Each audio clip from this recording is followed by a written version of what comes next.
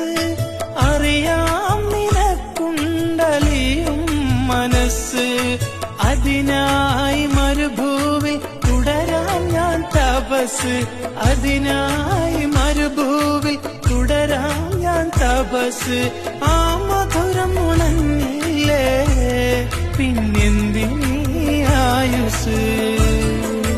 ലൈലാന്റെ പാദം പതിഞ്ഞുള്ള മണ്ണും മജ്നൂനേറെ കൊതിച്ച പോലെ.